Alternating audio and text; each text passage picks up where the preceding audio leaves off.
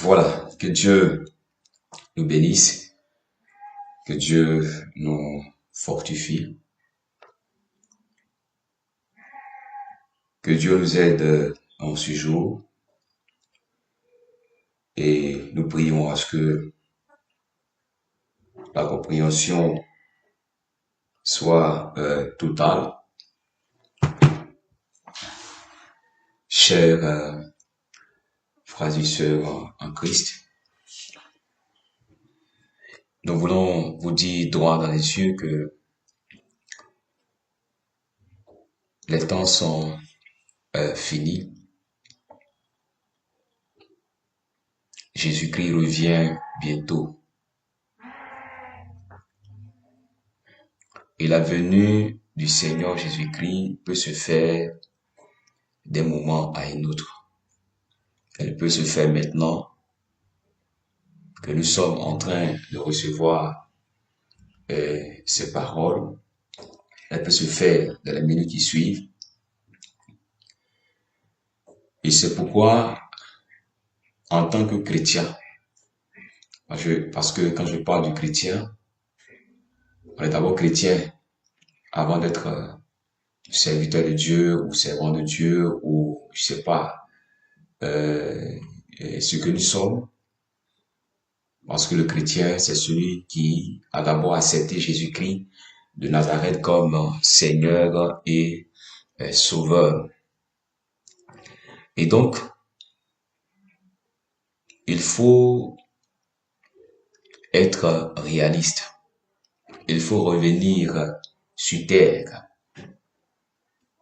pour comprendre que les temps sont finis pour ceux qui dorment spirituellement, pour ceux qui vivent encore dans l'hypocrisie, pour ceux qui sont attirés par ce monde de péché.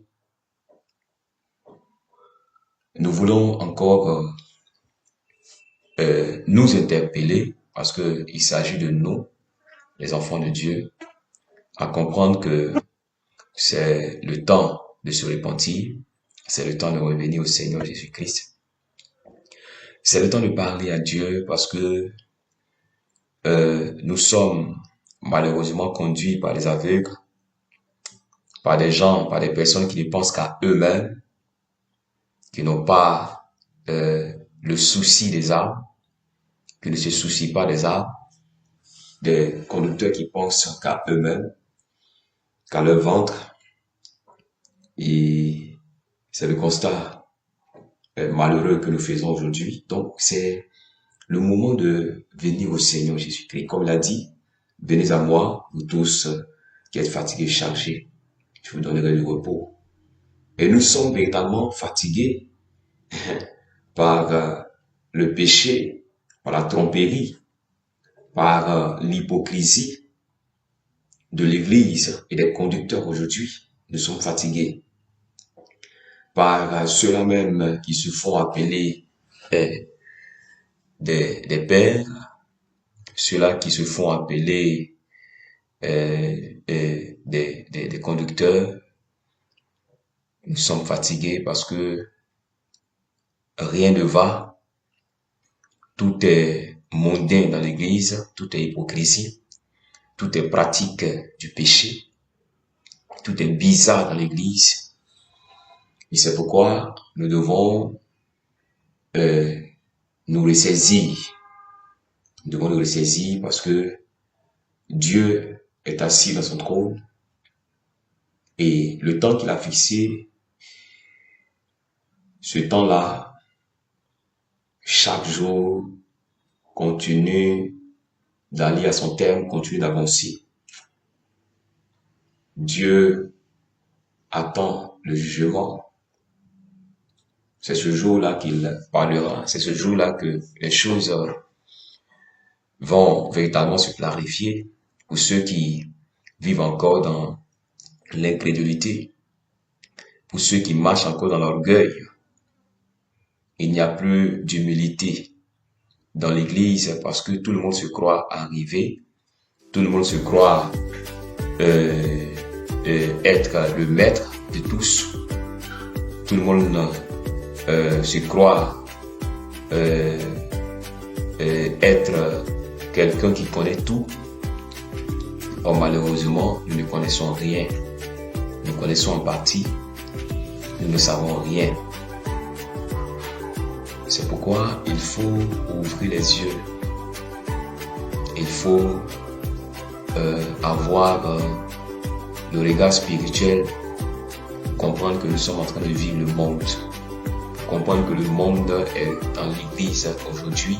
Le monde, la vie du monde est dans la marche des enfants de Dieu. Et donc, il faut revenir à la raison spirituelle et non se tromper avec des pensées humaines. C'est pourquoi il est encore temps, nous qui sommes encore en vie, de revenir au Seigneur par une repentance sincère. Comme il a dit dans 1 Jean 1 verset 9, que si nous confessons nos péchés, il est fidèle et juste pour nous pardonner et nous purifier les yeux de l'iniquité. Il faut revenir, il faut confesser ses péchés. Il faut confesser ses péchés d'impudicité, d'idolâtrie. Beaucoup sont entrés dans des sectes aujourd'hui. Beaucoup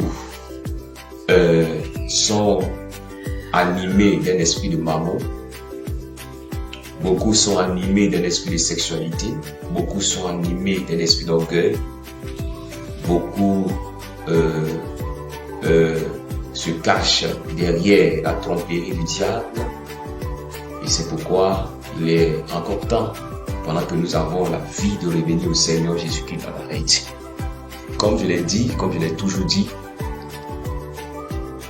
le salut ne se trouve pas dans une église. Le salut ne se trouve pas dans la vie d'un pasteur. Non. Le salut, c'est en Jésus-Christ de Nazareth qu'on la trouve. Et c'est vers le Seigneur que nous devons partir. Et non vers les apôtres, et non vers les disciples, et non vers les prophètes. Nous devons aller vers le Seigneur Jésus-Christ. Nous devons invoquer Jésus-Christ de Nazareth. Nous devons faire appel au Seigneur Jésus-Christ, comme Bartimée l'a fait, comme la femme qui avait la perte de sang l'a fait, comme Jairus l'a fait, comme beaucoup de personnes l'ont fait. Nous devons crier au Seigneur Jésus-Christ de Nazareth avant qu'il ne soit trop tard. Ce n'est pas le temps de regarder à son église. Mon église enseigne bien, mon pasteur enseigne bien, ce n'est pas le temps. De regarder à tout ce qui nous entoure. Et il faut venir au Seigneur Jésus-Christ. Voilà. L'enseignement appartient à Jésus-Christ. La parole de Dieu appartient à Jésus-Christ de Nazareth. La vie éternelle appartient à Jésus-Christ de Nazareth. Le royaume des cieux appartient à Jésus-Christ de Nazareth. Et c'est vers lui que nous devons aller. C'est vers lui que nous devons nous rendre pour avoir la vérité. Et donc, pour ne pas être rejeté demain, revenons au Seigneur Jésus-Christ de Nazareth. Il ne s'agit pas d'être avec un bishop, un évêque. Il ne s'agit pas d'être avec un pasteur. Non. Il faut revenir au Seigneur Jésus-Christ. Il faut revenir à la parole de Dieu. Comme le Seigneur l'a dit, la connaissance de la parole de Dieu, elle est accordée par lui-même, par le Seigneur Jésus-Christ de Nazareth, et non par une école théologique. Et donc, nous devons revenir au Seigneur Jésus-Christ, nous devons réclamer la grâce de Dieu pour une compréhension véritable de la parole du Seigneur Jésus-Christ. Une compréhension selon Dieu. Il faut réclamer la grâce de Dieu. Il faut revenir au Seigneur Jésus-Christ de Nazareth. Il faut lire la Bible avec le Saint-Esprit de Dieu.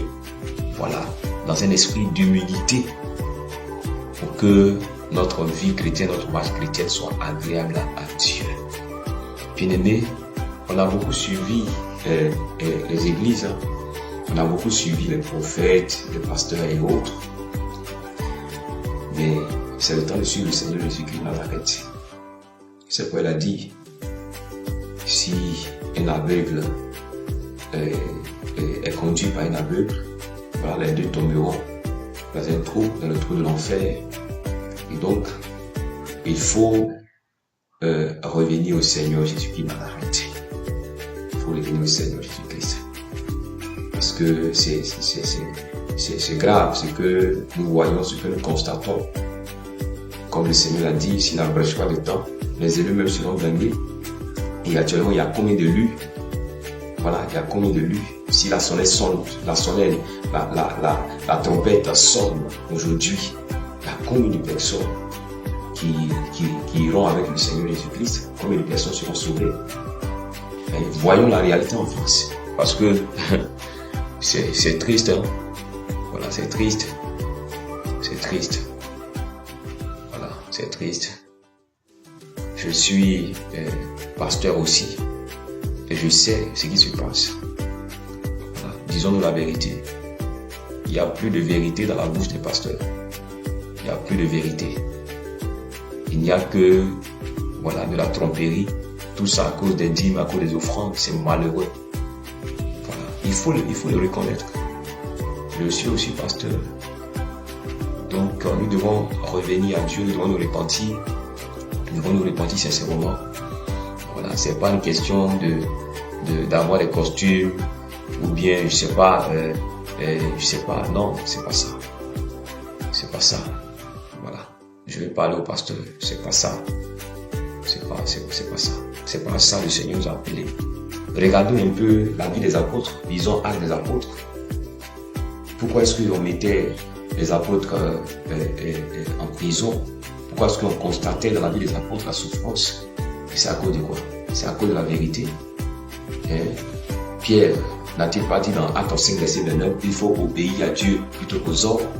Mais aujourd'hui, est-ce qu'on obéit à Dieu plutôt qu'aux hommes? Aujourd'hui, le constat, c'est que nous obéissons aux hommes plutôt qu'à Dieu. Parce que nous faisons plaisir aux fidèles, nous faisons tout pour faire plaisir aux fidèles. À cause des offrandes, à cause des dîmes. Voilà. C'est la réalité. Voilà. Qu'on le veuille ou non, c'est la réalité. Les pasteurs ne sont plus crédibles. Les serviteurs de Dieu, les servants de Dieu ne sont plus crédibles. Voilà. Quand on voit quelqu'un prêcher, on voit quelqu'un parler, c'est pour s'attirer des honneurs. Voilà, c'est pour de l'argent. C'est tout ce qui se passe aujourd'hui dans l'église. Et donc, nous appelons tout le monde à se repentir. Voilà, y compris moi-même, nous appelons tout le monde à se repentir de manière sincère. Parce que le jugement va commencer par la maison de Dieu. Nous serons sévèrement jugés. Et ça, n'oublions pas cela. Les serviteurs de Dieu, ceux qui se disent pasteurs, prophètes, apôtres, évangélistes, docteurs, tous ceux qui s'arrêtent derrière la chair, tous ceux qui se font appeler servants de Dieu, je ne sais pas quoi, nous serons sévèrement jugés. L'Église sera sévèrement jugée. Et donc, c'est le temps de revenir au Seigneur Jésus-Christ dans l'humilité. Voilà, dans l'humilité, parce que l'enfer est terrible. L'enfer est terrible.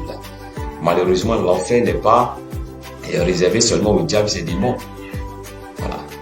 Il n'est pas seulement réservé au diable et ses démons.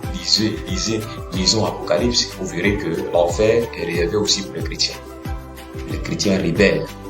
Voilà, les chrétiens rebelles, les conducteurs rebelles, qui ont choisi de servir Mammon, de servir Dieu. Et donc, si nous ne nous repentons pas, nous irons tous en enfer. Donc, que Dieu réellement nous bénisse, que Dieu nous fortifie, que Dieu nous aide à nous repentir.